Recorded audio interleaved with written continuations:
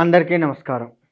2025 మార్చి నెలలో కన్యా రాశి, ఈ రాశి వారికి ఈ మార్చి నెల మొత్తం కూడా ఎలా ఉంటుంది అంటే, అన్ని రంగాలుగా బాగుంటుందనే చెప్పుకోవచ్చు.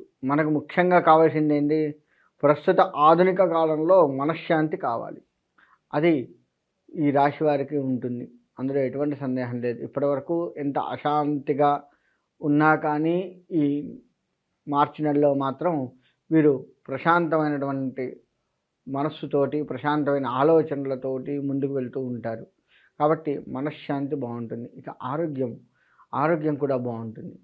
చాలా చక్కటి ఆరోగ్యాన్ని చిన్న జలుబులు, దగ్గులు ఇటువంటివి పక్కకు పెడితే అది అనారోగ్యం కిందనే చెప్తాం, కానీ అవి చాలా చిన్నవి. పెద్ద పెద్ద విషయానికి వస్తే ఆరోగ్య విషయంలో చాలా బాగుంటుందనే చెప్పుకోవచ్చు ఈ రాశి వారికి. అంతేకాకుండా ఈ రాశివారు అకాల భోజనము, సరైన సమయానికి భోజనము చెయ్యరు. మరి మనశ్శాంతి ఉంది, ఆరోగ్యం ఉంది, మరి టైంకి ఎందుకు భోజనం చేయమంటే, మీరు ఎంచుకున్న వృత్తులను బట్టి, ఆ యొక్క పనులలో టెన్షన్ను బట్టి మీరు సమయానికి ఇప్పుడు కాదులే, ఈ కొద్దిగా అయిపోగానే తిందాం, ఈ కొద్దిగా అయిపోగానే వెళ్దాం అని మీ ముందుకి కంచం వచ్చినా సరే, అన్నీ వడ్డించి మీ ముందుకు కంచం తీసుకొచ్చి పెట్టినా, ఒక 5 నిమిషాలు ఆగు, ఈ కొద్దిగా మాట్లాడుతుందానిలే అని చెప్పేసి దాన్ని పక్కకు పెట్టి, ఆ సమయాన్ని దాటేయించుకొని, అంటే ఏ సమయానికి భోజనం చేయాలో ఆ సమయానికి చేయకుండా వెళ్తారు. తద్వారా ఆకలి బాధ కొంత తెలుస్తుంటుంది మీకు. అదొక్కటి తప్ప అన్ని రంగాలుగా బాగుంటుంది. ఆరోగ్యము బాగుంటుంది, మనశ్శాంతి బాగుంటుంది. శరీరం కాస్త శ్రమ పెడుతూ ఉంటారు. శరీరాన్ని మీకు తెలిసే కావాలనే పెడతారు. ఈ రాశివారి యొక్క గొప్పతనం ఏంటయ్యా అంటే, శరీరాన్ని బాగా బొంగ పెడతారు. శరీరం ఎంత బాగా శ్రమ పడితే అంత మంచిది అన్న కాన్సెప్ట్లో మీరు వెళ్ళిపోతారు. ఇది ఈ రాశి వారికి వండర్ అనే చెప్పుకోవచ్చు. ఎందుకంటే మనం ఎంత శ్రమ పెడితే శరీరం మనకు అంత అనుకూలంగా ఉండి, మన శ్రమకు తగ్గట్టు కూడా ఆర్థికంగా బాగుంటాము. కాబట్టి ఈ రాశి వారికి శరీరాన్ని కావాలని శ్రమ పెట్టడం అనేది ఒక లాభదాయకంగానే చెప్పవచ్చు. ఈ విధంగా చేస్తూ ఉంటారు. ఇక ఈ రాశి వారు పెద్దల యొక్క మన్ననలు బాగా పొందుతూ ఉంటారు. అంటే పెద్దల యొక్క సలహాలు తీసుకుంటూ, అవి పాటిస్తూ, వాడు నేను చెప్పినట్టు విన్నాడు, మంచి వాళ్ళు అని చెప్పేసి, ఇటు ఆడవారు కావచ్చు, మగవారు కావచ్చు, ఎవరైనా సరే వారు పెద్దవాళ్ళ మన్ననలు పొందుతూ ఉంటారు. రాజకీయ పరంగా కూడాను మన్ననలు పొందుతూ ఉంటారు. సమస్యలు ఏదైనా ఉంటే అవి కూడా ఈ నెలలో తీర్చుకుంటూ ఉంటారు ఈ రాశివారు. ప్రతి సమస్య కూడాను తీరటానికి దగ్గరగా వస్తూ ఉంటుంది. ఇక ఈ రాశివారు సోదర సోదరీమణులతో, అంటే అన్నదమ్ములతోటి, అక్కా చెల్లెళ్ళతోటి మెలుగుతూ ఉంటారు. వారితో చాలా ఆనందంగా గడుపుతూ ఉంటారు. కాస్త విరోధాలని పక్కకు పెట్టి మీ ప్రయత్నంగా మీరు వెళ్ళి మాట్లాడటం, చేయటం చేస్తూ ఉంటారు. కాబట్టి ఈ రాశి వారికి ఇది కూడా కాస్త ఆనందదాయకంగా ఉంటుంది అని చెప్పుకోవచ్చు. ఇక ఈ రాశివారి వ్యవసాయ రంగానికి వచ్చినట్లయితే, వ్యవసాయ రంగంలో వీరికి అనుకూలంగానే ఉంటుంది.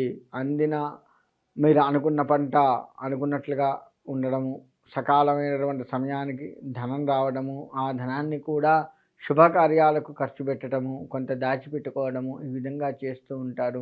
కాబట్టి వ్యవసాయం పట్ల వీరు ఆలోచించాల్సిన అవసరం లేకుండా ముందుకు పోతూ ఉంటారు. కాబట్టి ఈ వ్యవసాయ రంగంలో చాలా అనుకూలమైన వాతావరణం కనపడుతుంది అని చెప్పేసి ఈ రాశి వారికి చెప్పుకోవచ్చు. ఇకపోతే విద్యారంగం వారు చక్కటి అనుకూలమైనటువంటి చదువు చదువుకుంటూ ఉంటారు. మీరు చదివిన ప్రతి చదువు కూడా మీకు ఉపయోగపడుతూ ఉంటుంది. అంటే పరీక్షాకాలం కూడా వస్తూ ఉంది కదా మరి మార్చిలో.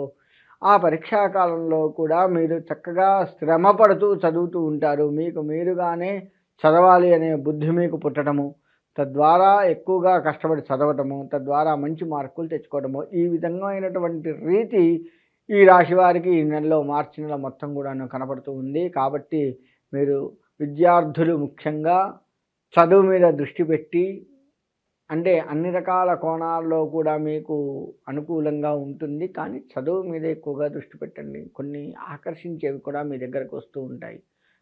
దాన్ని కాస్త పక్కకు పెట్టి ఈ చదువు ఏదైతే ఉందో దీని మీద దృష్టి పెట్టండి. ఆ విధంగా చేస్తూ ఉన్నట్లయితే తప్పకుండా ఉంటుంది. మీరు కావాలనే చదువు మీద దృష్టి పెడుతూ ఉంటారు. అందులో ఎటువంటి సందేహం లేదు.